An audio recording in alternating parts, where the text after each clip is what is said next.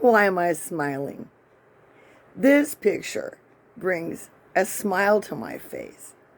One of the first times I protested. Yeah, way back in the day. It was the first time I had an encounter with the Secret Service and their little earpieces, and they can hear everything. Well, anyway, that's a long story. His son is on Midas touch. But what I picked out, because to me, unless you get to participate in making the Constitution and the Bill of Rights, unless you've had representatives in Congress as senators, because there's only, what, two? Tim Scott and New Jersey. See, I can't even remember his name. He's a Democrat. He ran for president. Cory Booker. There we go. Yeah, it came to me. So we had a grip of sitting senators when we had what you call the Fusion Party. Right after the Civil War, we had a lot in the South, a lot of senators. And if you saw one of my photographs on IG, I pointed out we need to stop saying the South Carolina Nine, because there was an assassination of a sitting senator, and that is so glossed over. We should be saying that there was an assassination of one of the 3 black sitting senators in the United States and 8 members of his church. Yeah. Anyway, how we're not included in most of this, how this is really Democrat, Republican, how they flip back and flop. And we heard Johnson in 1 minute telling us we were a hobbled group of people and we needed help.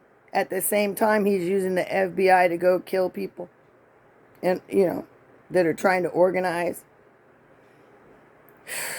I have so much to say as an old lady that's 65. Sometimes I think that's why they tried to get rid of us. But we're still standing, a lot of us. So listen to what we say when we're saying history repeats itself. I've been pressing that everything that happened, it happened during the Civil War campaign for president. This is not my president, comes from the Civil War. That's a Civil War chant. America first. That comes from the 1920s. Do your research.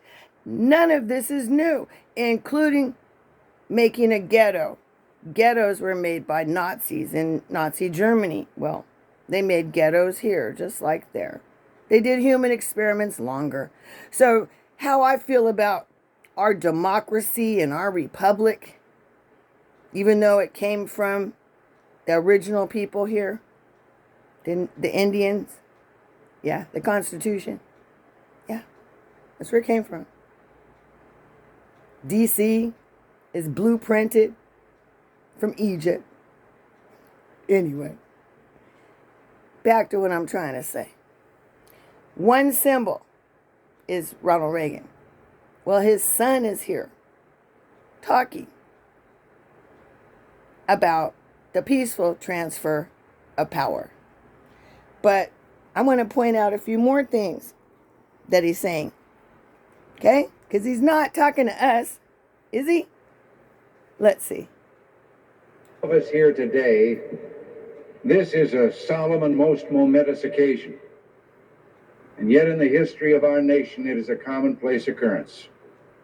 The orderly transfer of authority as called for in the Constitution routinely takes place as it has for almost 2 centuries, and few of us stop to think how unique we really are. And who was ultimately responsible for this ugliness? Who lit the fire under that mob? This is Reagan's son. The sitting president of the United States, Donald Trump. That's who. But he had lots of help. Only a handful of Republicans offered any meaningful rebuke. The rest of them, supine, spineless bunch, they quickly fell into line with the huckster-in-chief, trumpeting his big lie about a stolen election. There's a name for people like like this. Traitors. Don't shy away from it. A traitor is simply someone who betrays.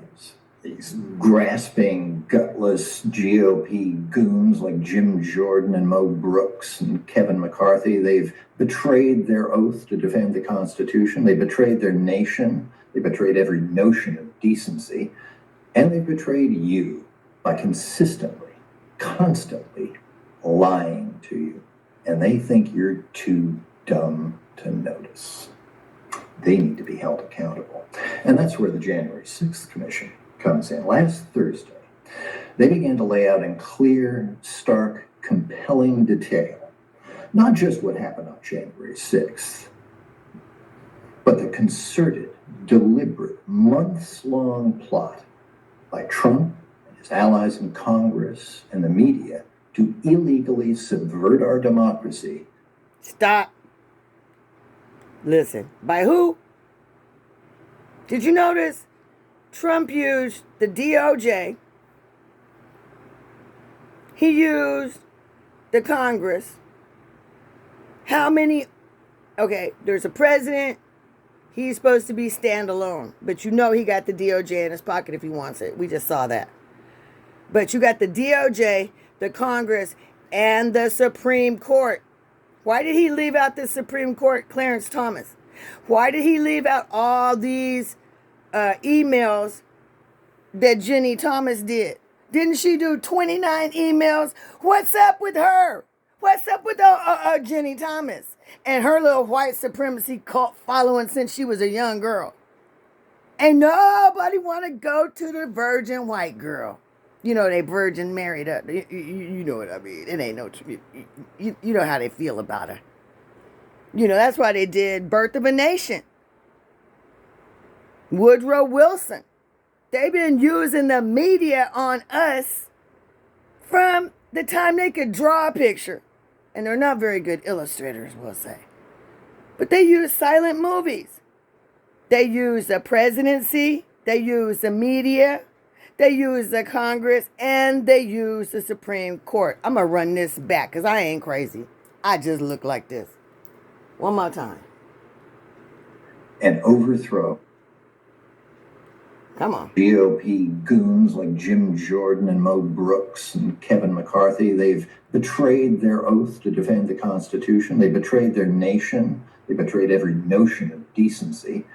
And they betrayed you by consistently, constantly lying to you. And they think you're too dumb to notice. Well. They need to be held accountable. And that's where the January 6th Peep game. Okay, here it comes. They began to lay out in clear, stark, compelling detail, not just what happened on January 6th, but the concerted, deliberate, months-long plot by Trump and his allies in Congress and the media to illegally subvert our democracy and overthrow our duly elected government. Now, you did see that they didn't mention good old Ginny. Not good old Ginny. Nor their ace in the hole, Clarence Thomas. So, I would say, you lying too. Where you at? You lying too. Because when you leave out information deliberately, you created a fallacy. Now, you lying. It's the Cali Griot.